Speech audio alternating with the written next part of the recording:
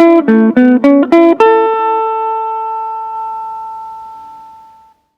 welcome back, and thanks again for stopping by. Today we have a really interesting guitar with a story and a lot of interesting history that isn't easily found on the internet. So there really is a lot of difference between information and knowledge, and I can't find a lot of either on this particular guitar. This guitar came with an album had 2 records in it, and it's basically a music introductory guitar lesson format, and it also came with a songbook. So Chet Atkins, who's a very famous guitar player and made the Nashville sound very famous, you can look that up, was instrumental in bringing these guitars to the United States from Japan to be part of this FAME series. So that's Famous American Musicians and Educators.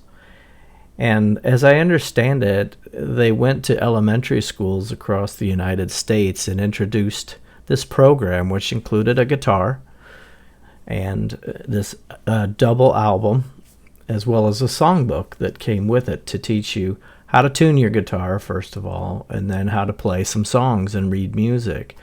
So it was a really interesting outreach for music for kids back in the early 70s, early to mid 70s, from everything that I can dig up about it.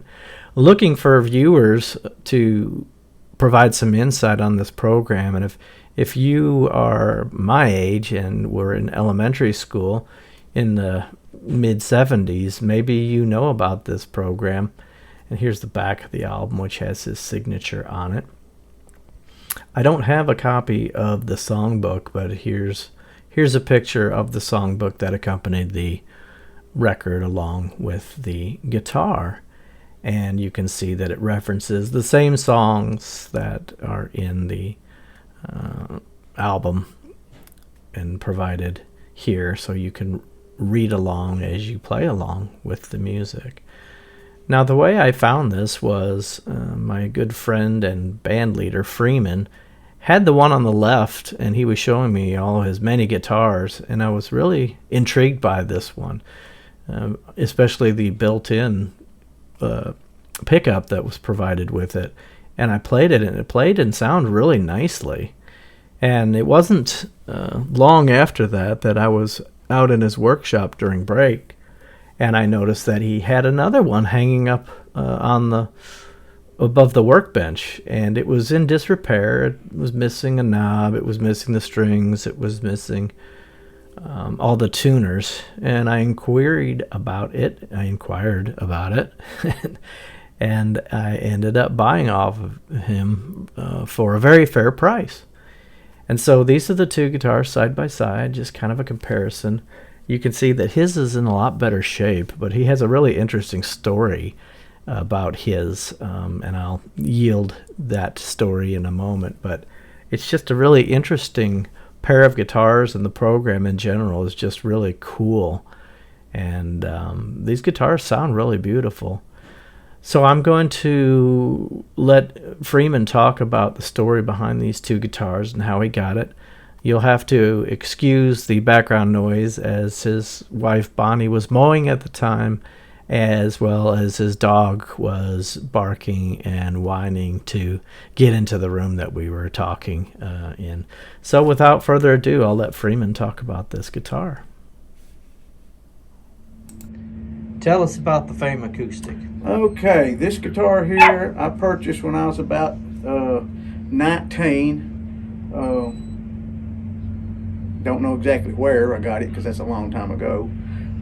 It's got the original case. It's in pretty sad shape, but the guitar I purchased originally back when I was about 23. 19, I say, 19, 23, when I was 23, I traded it off for a set of drums. And probably 30 years later, I'm at a yard sale, and I see this guitar in a case on the back of a trailer. And I went over and picked it up, And I thought, that's my old guitar from 30 years ago. And sure enough, it has this worm marking on the neck, and that's how I recognized it as the original guitar that I had originally. And you've already told about it being the Chet Atkins school. It's a fine guitar, plays real well. So that was 30 years later I found it, so it's supposed to be mine. You remember how much you gave for it? I give $150 for it and a little amp. I got the amp with it that time. I didn't get an amp the other time, the first time around. So then several years later, I'm working at a pawn shop, and a young lady says that she dropped a diamond ring down into a vent. So I found out which one it was, and I got her diamond ring back. So she gave me another guitar. I wanted it because it was the same thing. So I took it and brought it home and hung it up, and then Todd saw it and wanted it, so now he took it home. It'd been hanging in here. It went through a tornado. It'd been hanging in here for 3, 4, 5 years, and so Todd took it home, and now we have 2 of them. His headstock's a little bit different than mine. It's got wood on it where mine's got plating, but I think they all were about the same. Pretty much. It's a fine guitar. Got nice action on it. It's got a good tone. I really like it. And so now we have 2 of them. Did they say at the yard sale where they found didn't it? know. They just didn't. It was just on the back of a trailer with a bunch of junk. Do you remember how much you got it for? $100. $150, $125, $150, and not much. But an amp came with it. But the first time when I traded it off for a set of drums 30 years prior to that. And this right here was, that right there was the giveaway. And that was a different county and everything, right?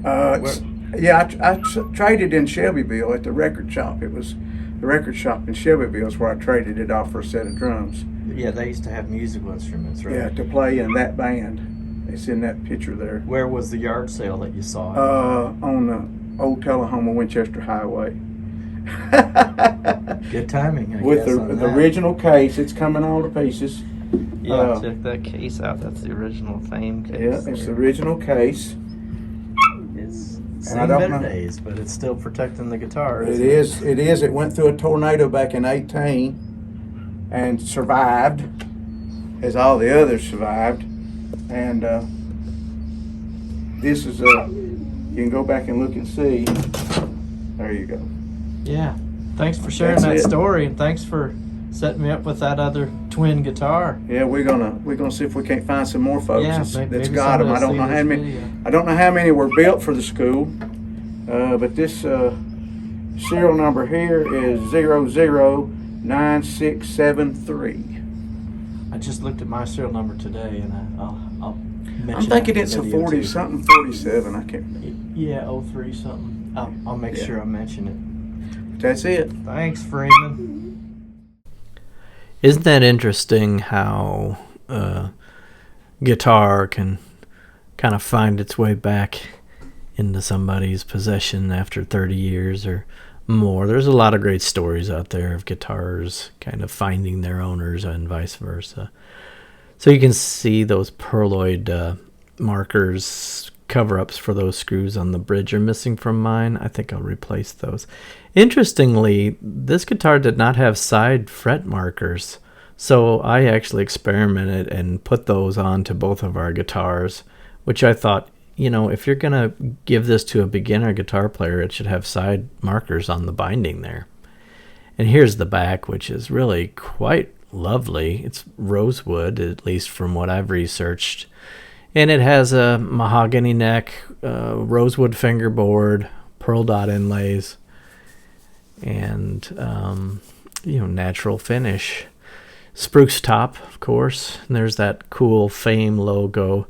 And this one has the wood veneer on the headstock, where Freeman's has kind of a black, darker headstock.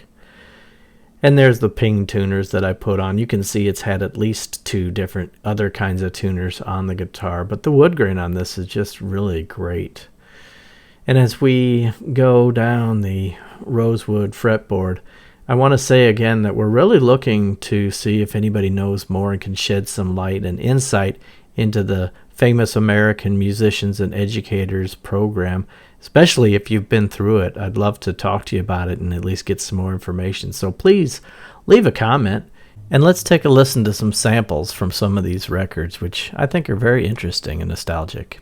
A, 5th string.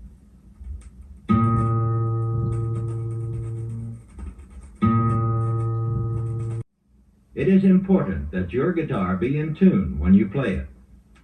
Since you may not always have a piano or a pitch pipe around to set the tones for you to match, you need to learn how to tune your guitar with itself. Tuning the guitar with itself is called the relative tuning method. Mary Ann with a 4-beat count-off.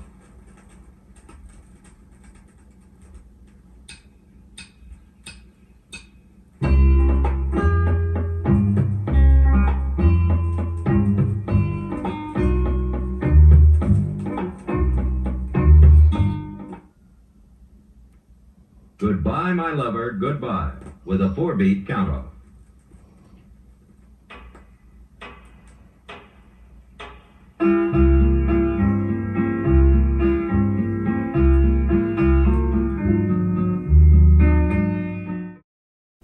This is a really great design feature that Chet Atkins and the folks that designed this guitar and had it made and shipped overseas from Japan to get into young students' hands. Can you imagine in the early and mid-70s to get a first guitar that also had a pickup and electric option? I would have just been thrilled as a child to be able to have that extra pickup option to electrify your acoustic. So let's hear some of the acoustic sounds with some open chords, and I will incorporate some of the pickup as well.